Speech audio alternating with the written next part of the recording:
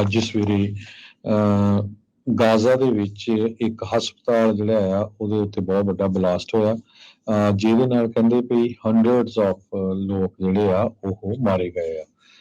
ਕਈ ਜਗ੍ਹਾ 500 ਦੱਸ ਰਹੇ ਆ, ਕਈ ਜਗ੍ਹਾ 500 ਤੋਂ ਵੀ ਵੱਧ ਲੋਕਾਂ ਦੀ ਗਿਣਤੀ ਦੱਸ ਰਹੇ ਹੈਗੇ ਆ।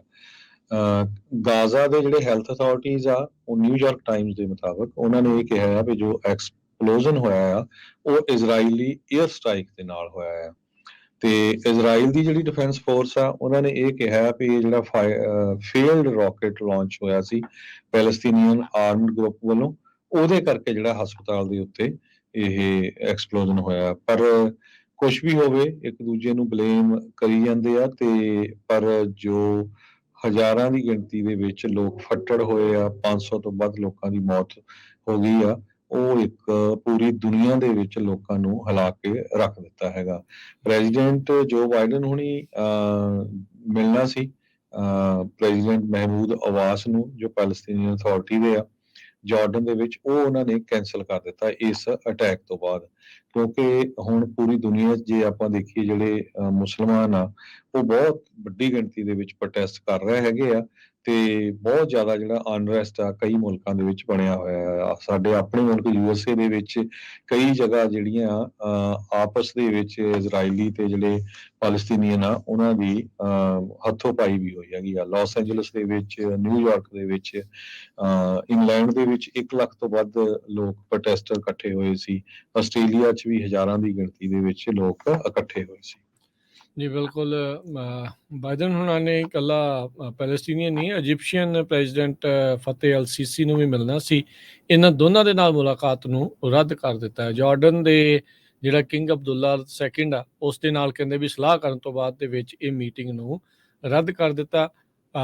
ਜਵਾਬ ਨਹੀਂ ਹੈਗਾ ਨਾ ਹੁਣ ਪ੍ਰੈਜ਼ੀਡੈਂਟ ਦੇ ਕੋਲੋਂ ਵੀ ਭਾਈ ਇਹ ਕੀ ਵਾਪਰ ਗਿਆ ਆ, ਵੀ ਇਹ ਹਮਲਾ ਇੱਕ ਜਿਹੜਾ ਹਸਪਤਾਲ ਦੇ ਉੱਤੇ ਆ। ਨੋ ਡਾਊਟ ਦੋਸ਼ ਜਿਹੜੇ ਆ ਦੋਨੋਂ ਇੱਕ ਦੂਜੇ ਦੇ ਉੱਤੇ ਲਾ ਰਹੇ ਆ, ਪਰ ਸਭ ਤੋਂ ਜ਼ਿਆਦਾ ਜਿਹੜਾ ਕਾਰਨ ਤਸਵੀਰਾਂ ਦੇਖਣੀਆਂ ਹੁੰਦੀਆਂ, ਵੀਡੀਓਜ਼ ਜੋ ਉੱਥੇ ਉਹ ਆ ਰਹੀਆਂ ਆ, ਦਿਲ ਦਹਿਲ ਜਾਂਦਾ ਹੈ ਵੀ ਇਹ ਕੀ ਕੁਛ ਜਿਹੜਾ ਆ ਇਸ ਟਾਈਮ ਉੱਥੇ ਵਾਪਰਿਆ ਹੈਗਾ। ਅੱਜ ਹੀ ਜਿਹੜਾ ਜਾਣਾ ਸੀ ਤੇ ਅੱਜ ਹੀ ਇਹ ਜਿਹੜਾ ਉੱਥੇ ਹਮਲਾ ਜਿਹੜਾ ਆ ਉਹ ਵਾਪਰਿਆ। ਪ੍ਰੈਜ਼ੀਡੈਂਟ ਨੇ ਜਿਹੜੇ ਕਹਿੰਦੇ ਵੀ ਡੀਪੈਸਟ ਕੰਡੋਲੈਂਸਿਸ ਜਿਹੜੀਆਂ ਇਨੋਸੈਂਟ ਲਾਈਵਸ ਆ ਉਸ ਦੇ ਉੱਤੇ ਜਿਹੜੀ ਉਹ ਜ਼ਰੂਰ ਪ੍ਰਗਟਾਈਆਂ ਆ। ਤੇ ਪਰ ਹੁਣ ਦੇਖੋ ਅੱਗੇ ਕੀ ਬਣਦਾ ਹੈ ਹਰਜੋਤ ਸਿੰਘ ਜੀ, ਕੋਈ ਹੱਲ ਤਾਂ ਅਜੇ ਕੋਈ ਨਜ਼ਦੀਕ ਦੇ ਵਿੱਚ ਨਜ਼ਰ ਨਹੀਂ ਆ ਰਿਹਾ। ਲੈਟਸ ਸੀ ਕੀ ਇਹਦੇ ਵਿੱਚ ਬਣਦਾ ਆ, ਪਰ ਪੀਸ ਚਾਹੀਦੀ ਆ। ਇਹ ਜਿਹੜੀ ਇਵੈਂਚੁਅਲੀ ਜਿਹੜੀ ਸਿਚੁਏਸ਼ਨ ਆ ਉਸ ਪਾਸੇ ਵੱਲ ਨੂੰ ਹੀ ਵਧਣੀ ਚਾਹੀਦੀ ਆ। ਅਗਲੀ ਗੱਲ ਕਰੀਏ ਸਪੀਕਰ ਦੀ ਜਿਹੜੀ ਲੜਾਈ ਆ, ਉਸ ਦੇ ਵਿੱਚ ਜਿਮ ਜਾਰਡਨ ਹਾਲ ਦੀ ਘੜੀ ਪਹਿਲੀ ਵੋਟ ਦੇ ਵਿੱਚ ਜਿੱਤਦੇ ਨਜ਼ਰ ਨਹੀਂ ਆਏ। ਤਕਰੀਬਨ 20 GOP ਦੇ ਜਿਹੜੇ ਲਾਅ ਮੇਕਰਸ ਆ ਉਹਨਾਂ ਨੇ ਜਿਮ ਜਾਰਡਨ ਦੇ ਉਲਟ ਜਿਹੜੀ ਉਹ ਵੋਟ ਪਾਈ ਹੈਗੀ ਆ। ਸੋ 217 ਦਾ ਜਿਹੜਾ ਮੈਜਿਕ ਨੰਬਰ ਆ ਉਸ ਨੂੰ ਹਾਸਲ ਕਰਨ ਦੇ ਵਿੱਚ ਨਾਕਾਮਯਾਬ ਜਿਹੜੇ ਉਹ ਰਹੇ ਆ। GOP ਦੀ ਜਿਹੜੀ ਐਪੋਜੀਸ਼ਨ ਜਾਰਡਨ ਹੁਣਾਂ ਨੂੰ ਮਿਲ ਰਹੀ ਆ, ਇਹ ਉਸੇ ਤਰੀਕੇ ਦੀ ਹੋਈ ਆ। ਉਹੀ ਲੋਕ ਨੇ ਤਕਰੀਬਨ ਜਿਨ੍ਹਾਂ ਨੇ 2 ਹਫ਼ਤੇ ਪਹਿਲਾਂ ਕੈਵਿਨ ਮਕਾਰਥੀ ਹੁਣਾਂ ਨੂੰ ਬਾਹਰ ਦਾ ਰਸਤਾ ਜਿਹੜਾ ਆ ਉਹ ਦਿਖਾਇਆ ਸੀਗਾ। ਸੋ ਹਾਊਸ ਦੇ ਅਪਰੋਪਰੀਏਸ਼ਨ ਚੇਅਰਵੂਮਨ ਜਿਹੜੀ ਹੈ ਕਿ ਗ੍ਰੈਂਗਰ ਟੈਕਸਸ ਤੋਂ, ਮਾਰੀਓ ਡਿਆਜ਼ ਬਲਾਟ, ਕੈਨ ਬਕ, ਅਤੇ ਇਹ ਜਿਹੜੇ ਐਂਟੀ ਜਾਰਡਨ ਕੰਟੀਜੈਂਟ ਜਿਸ ਨੂੰ ਆਖਿਆ ਜਾਂਦਾ ਹੈ ਵੀ 6 ਵੋਟਾਂ ਉਹਨਾਂ ਨੇ ਮਕਾਰਥੀ ਦੇ ਲਈ ਜਿਹੜੀਆਂ ਉਹ ਪਾਈਆਂ।